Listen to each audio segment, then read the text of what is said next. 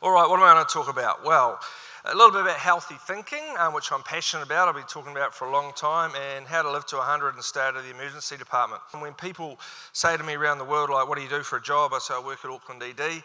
And they go, that must be awesome, like saving people's lives and really exciting. And I only work Friday, Saturday, Sunday nights. And I said, well, it's not that exciting, to be fair. And also, we don't save too many people's lives. And it's not that we're bad at the ED. It's just that by the time people get to us, often the damage has been done. So we might extend your life by 5 hours, 5 days, 5 weeks, or 5 years, but most of the damage has been done. So that's my job, but my passion is really helping people. So I decided I was going to get out on the road in this retro Chevy V8 ambulance and make a difference. And the mission has been over the last 3 years to make a difference, have some fun along the way, and then not annoy anybody. So we get to our first place, and it was a bit intimidating. Everyone had pig dogs, tattoos, dreads, and was smoking what I think was a Rolly-Rones, but it smelled a bit funny. And we turn up, and it turns out they're a little bit grumpy because we're a bit late for the tide and they want to go get some powers. So this is on the west coast of North Island, Waipua Forest. You know, we get out there, get the powers, come back. So anyway, this 10-year-old goes, Dr. Tom, he goes, can you please turn the sirens on? And I'm like, oh, rule 3, don't annoy anybody. So I said, you better ask your dad, who walked over in his patch now, not a Mangramont patch, but a smoking patch. And he goes, I said, I don't know about putting the sirens on because all you can hear is the trees breathing and the sound of the birds, you know. So I said, I don't know. He goes, no, I don't know, Dr. Tom. He goes, we're pretty relaxed up here, in the forest, bro. He goes, but the minute you put those sirens on, everyone's going to be in a rush. So there's a little bit of alternative horticulture going up out there. What I'm doing is going around the country and just teaching people to think in a healthy way and manage their thoughts. And if you can teach someone else at your workplace at home and they teach someone else, that's how we can change our country, and that's, change your community and change your workplace. So what I say to people, I've been saying ever since I was, 30 years of being a doctor is, how many Rugby World Cups do you want to go to? How many of your kids' birthdays do you want to see? How many of your own, and how many of your oceans do you want to visit? That's my KPI. And people often say to me, like, I don't know, just when my health runs out. And I'm like, well, that's not, the best way to plan your life, right? Or your exit strategy is to say, set a target and work back. But we talk about medicine, our frailty index, so it's not how old you are, it's how frail you are, and that's really important.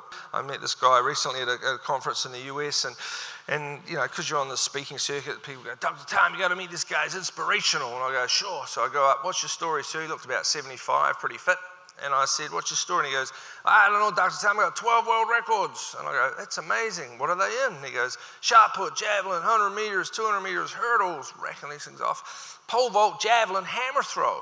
And I go, awesome. I go, how old are you, sir? And he goes, 102. And being a polite Kiwi boy, I wasn't going to say, well, I don't know how many other 102-year-olds are throwing the hammer, to like, world record, but that would be impolite. So I said, what age did you start training? And he goes, when I was 100. So I says, what suddenly made you start training when you were 100? And he goes, I don't know, Dr. Tom, I just found I was losing my pap. So first message, you're never too late to start training. All right, sit down. You've had unprotected sex with someone you don't know in the last month.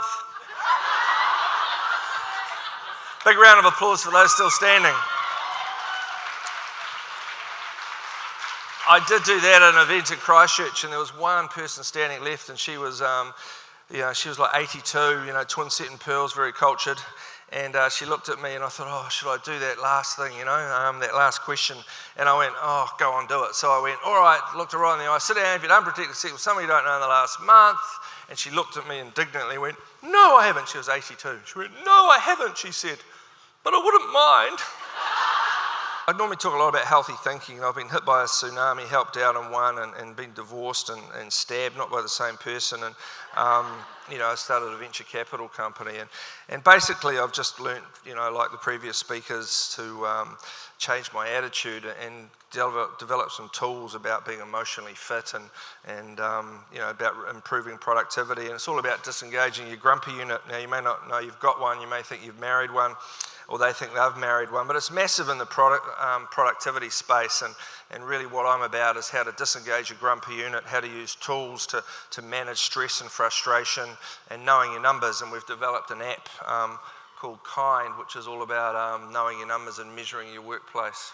So look, It's a bit of an appetizer, really. I kind of feel like it's a bit like a short-haul flight to Rotorua. I'm just getting warmed up. I could really enjoy another hour with you. But, be happy to be around the stands with Louise and her fabulous team. I've been working with them for 15 years now. I've done over 1,000 talks, and I remember when I first rocked up there, they called me a rough diamond. I haven't asked what they've called me now. I'll have to see after today. But anyway, it'd be a pleasure to work with you and going forward and making a difference. And thanks. Enjoy the rest of your day. Thank you very much.